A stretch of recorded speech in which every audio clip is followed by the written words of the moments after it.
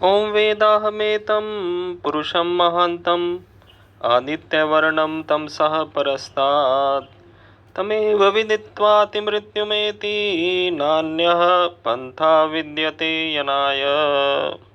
वेदों की अध्यात्म धारा में पुनः आप सभी धर्म प्रेमी सज्जनों का हार्दिक स्वागत है।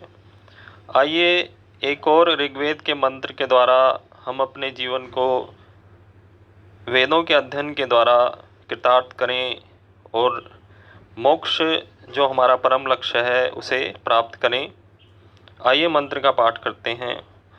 ओम नीत्वामग्ने मनुर्दधे, ओम नीत्वामग्ने मनुर्दधे, ज्योतिर्जनाय शश्वते, ज्योतिर्जनाय शश्वते, दीदेथ कण्व ऋतजात उक्षितो, दीदेथ कण्व ऋतजात उक्षितो, यम नमस्यन्ति कृष्टयः, यम नमस्यन्ति कृष्टयः। मंत्र का पदार्थ है। अग्ने, हे अग्रणी परमात्मन, मनुः त्वाम नी दधे, मननशील मनुष्य तुझे हृदय में निहित व प्रकट करता है। तो शश्वते जनाए, सनातन आत्मा रूप जन के लिए ज्योति ही ज्योति है। ऋतजातः, सत्य के द्वारा प्रकट, उक्षितः, आत्मसमर्पण की हवि से सिक्त तू, कण्वे दीदेथ, मेधावी के अंदर प्रदीप्त व साक्षात होता है। यम कृष्टयः नमस्यन्ति, जिसे साधक जन नमस्कार करते हैं। हे अग्नि स्वरूप अग्रणी परमात्मन, जैसे यजमान अरणि मंथन के द्वारा यज्ञाग्नि को प्रकट कर यज्ञ कोण में निहित करता है, वैसे ही मननशील मनुष्य तुझे अपने हृदय में निहित करता है, हृदय में साक्षात करता है, प्रकट करता है। जैसे अरण्यों में पहले से ही विद्यमान अग्नि को भी मंथन के द्वारा प्रकट करना पड़ता है, ऐसे ही यद्यपि हे ईश्वर तुम प्रत्येक प्राणी के हृदय में पहले से ही वर्तमान हो, तो भी ध्यान रूप मंथन से तुम्हें प्रकट करने की आवश्यकता होती है।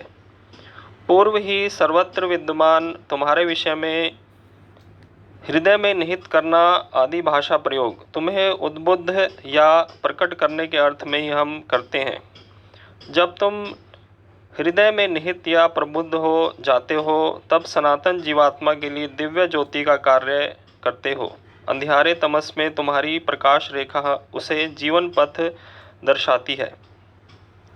तो यहाँ बताया गया जैसे कि अरणी मंथन के द्वारा एक विशेष प्रकार की लकड़ी होती है अरणी, जिसे कि यदि हम आपस में मंथन करें तो अग्नि प्रकट होती है। ऐसे ही ध्यान रूप जो मंथन है, जो योग है, जो हम अपनी अंतरात्मा में ईश्वर को प्रकट करने के लिए लगाते हैं, उसकी मंथन से ईश्वर का प्रकाश होता है। और जब वह ईश्वर का प्रकाश होता है तो वह हमारे लिए दिव्य ज्योति का काम करता है, हमें मार्गदर्शन करता है, जीवन पथ को दिखाता है। तो हे प्रकाशक प्रभु, तुम ऋतजात हो, सत्य से प्रकट होते हो। जब तक मन सत्य के द्वारा निर्मल नहीं हो जाता, तब तक उसमें तुम्हारे चरण नहीं पड़ते। मन में असत्य को धारण किए रखकर देवार्चना के विषय में सोचना आत्म प्रवचन करना और जगत को छलना है। जब तुम कण्व की मेधावी साधक की मनोवेदी में सत्य के द्वारा व्यक्त हो जाते हो और उसके आत्म समर्पण की घृताहुति से सिक्त होते हो, तब तुम्हारी आभा दर्शनीय होती है। तब ऊंची ऊंची ज्वालाओं से देदीप्यमान होती हुई यज्ञाग्नि के समान तुम अधभ्र ज्योति वाले प्रकाश पुंज के रूप में दिखाई देते हो। तुम्हारी उस जगमग ज्योति के प्रति कृष्टि जन, योग साधना की कृषि करने वाले साधक जन शतशः नमस्कार करने लगते हैं। हे तेजोमय प्रभु, अपनी वह दिव्य ज्योति हम कण्वों के हृदयों में भी उद्भासित करो, हमें भी अपना कृपा पात्र बनाओ, हमें भी तमोजाल को, हमारे भी तमोजाल को निरस्त करो। हम भी मननशील बनकर तुम्हें अपनी हृदय रूपी वेदी में निहित कर रहे हैं, अगण्य ध्यान कर रहे हैं। हमारी भी वेदी में प्रकाशित हो और हमें भी मार्गदर्शन दिखाओ, हमारा भी मार्गदर्शन करो, जीवन पथ को दिखाओ। हे अग्नि प्रकाश स्वरूप परमात्मन, ज्ञान स्वरूप परमात्मन।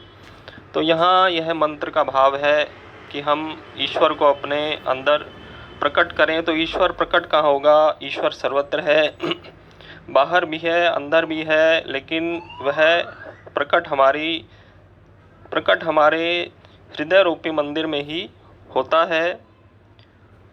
जैसे कि वेद के एक अन्य मंत्र में कहा गया, वेनस तत् पश्यन निहितम गुहासत, कि जो वेन है, जो मेधावी जन है, वह ईश्वर को, वह सत्य स्वरूप ईश्वर को अपनी हृदय रूपी गुहा में निहित करते हैं, प्रकट करते हैं।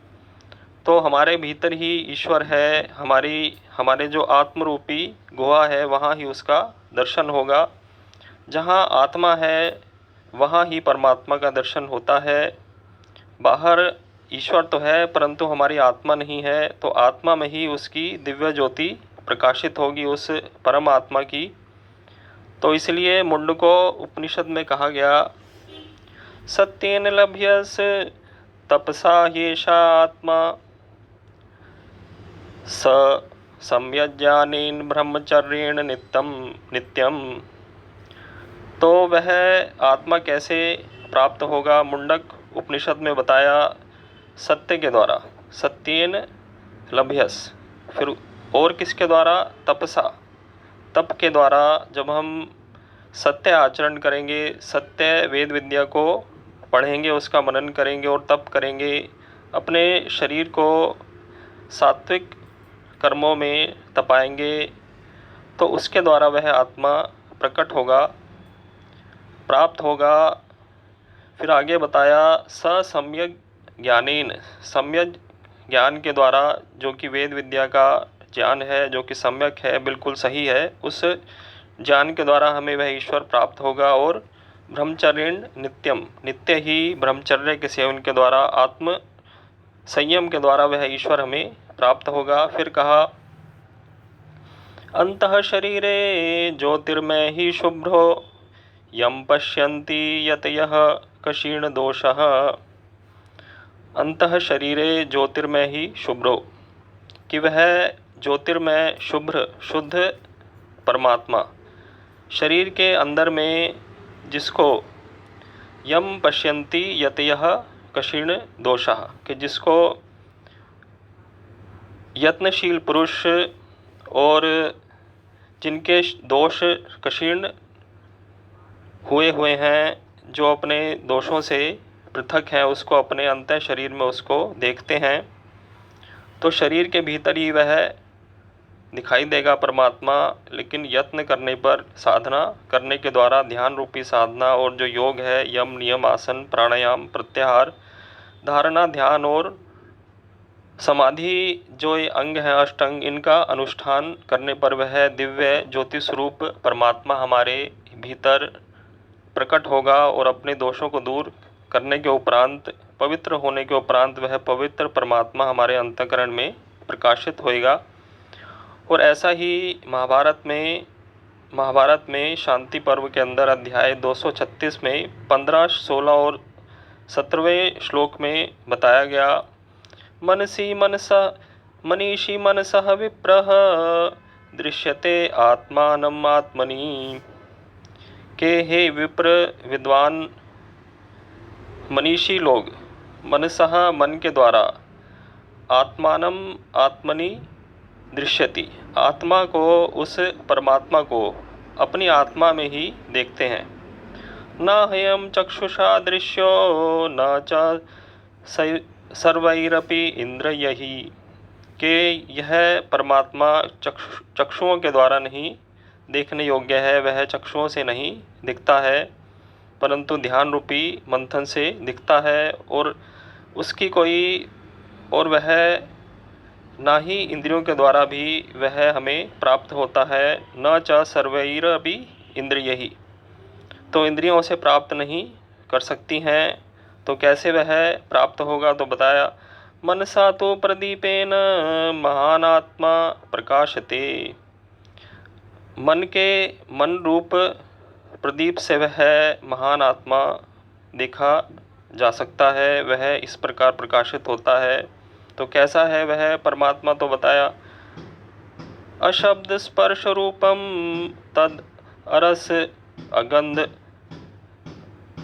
अव्ययम, कि वह ईश्वर अशब्द है, वह शब्द नहीं है, स्पर्श नहीं है, रूप नहीं है, कोई मानवीय रूप नहीं है उसका, और वह अरस है, कोई भोजन नहीं है जिसके अंदर रस हो, ना ही वह उसमें कोई गंध है, और ना ही वह विनाशशील है, व्ययशील है, विनाशी नहीं है वह परमात्मा। फिर आगे बताया, अशरीरम शरीरेषु निरीक्षेत निरिंद्रियम। अशरीरम शरीरेषु, मानवीय शरीरों में वह शरीर रहित है, उसका कोई शरीर नहीं है। और आगे बताया, निरीक्षेत निरिंद्रियम, वह इंद्रियों से रहित है, उसी परमात्मा को देखो जिसका कोई शरीर नहीं है, जो कि निराकार है, परंतु वह ईश्वर इंद्रियों की शक्तियों से अवश्य ही युक्त है। इसलिए वेदों में बताया गया, सहस्र शीर्षा पुरुषः सहस्राक्षः सहस्रपाद, कि वह ईश्वर सहस्र शीर्षों से युक्त है, अर्थात उसका ज्ञान अनंत है, उसके अक्ष अर्थात उसकी दर्शन शक्ति भी अनंत है, और सहस्रपाद उसकी कर्म शक्ति भी अनंत है। तो ऐसा वह ईश्वर है। विश्वतश्चक्षुरुत विश्वतश्चक्षुरुत विश्वतो मुख विश्वतो बाहुरुत विश्वतस्पाद, कि और कैसे है उसकी देखने की शक्ति, उसकी देखने की शक्ति सर्वत्र विद्यमान है, विश्वतः सर्वत्र है उसकी दर्शन शक्ति, जिसकी आँख सर्वत्र है, देखने की शक्ति सर्वत्र है, सर्वत्र जिसके मुख हैं, सर्वत्र जिसका स्वरूप है, सर्वत्र जिसके बाहु कार्य कर रहे हैं, और सर्वत्र जिसके पाँव हैं, सर्वत्र जिसकी गतिशीलता है। तो ऐसा वह ईश्वर है कि जिसकी शक्ति सर्वत्र विद्यमान है। तो ऐसे ईश्वर के स्वरूप को हम साक्षात करें, उसकी ज्योति को अपनी अंतरात्मा में निहित करें। जैसा कि बताया, नीत्वाम अग्ने मनोर्दधे, जैसे मननशील मनुष्य उसके स्वरूप को अपनी आत्मा में धारण करते हैं, अपने हृदय में धारण करते हैं, जो कि जनों की ज्योति है। ज्योतिर्जनाय शाश्वते, शाश्वत जो आत्मा है उसकी वह ज्योति है, हम मनुष्यों की वह ज्योति है। दिदेत कण्व ऋत जाता उक्षितो, और जो कर्ण लोग उसको प्रकाशित करते हैं सत्य के द्वारा, और उसको आत्म समर्पण हवि के द्वारा, यम नमस्यन्ति कृष्टयः। तो जब हम उसके स्वरूप को देख लेंगे, तो जो हम साधक जन हैं उसको नमस्कार करेंगे, उसके आगे उसकी शक्ति को अनुभव करके, उसके आनंद को अनुभव करके कि वह कितना महान है, कितना तेजस्वी है, कितना ही दिव्य स्वरूप है उसका। तो ऐसे ही महान ईश्वर के सामने सभी को झुकना चाहिए, उसे नित्य प्रति नमस्कार करना चाहिए, उसकी ज्योति के सामने, उसके तप के सामने, उसके आनंद के सम्मुख। तो इन्हीं शब्दों के साथ मैं अपनी वाणी को पूर्ण करता हूँ। ओम शांति।